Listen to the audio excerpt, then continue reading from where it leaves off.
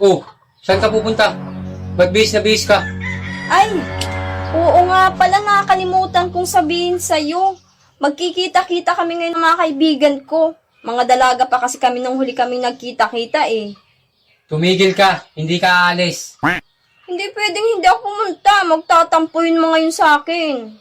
Hindi ka aalis. Ako nga, hindi mo pinayagan ng reunion namin. Tapos ikaw, aalis ka. Ano ka, siniswerte? Payagan mo na ako. Bakit pa gusto mong pumunta doon, ha? Alam mo kung bakit? Bakit? Kasi, ibabalita ko sa kanila na ang gwapo-gwapo ng napangasawa ko.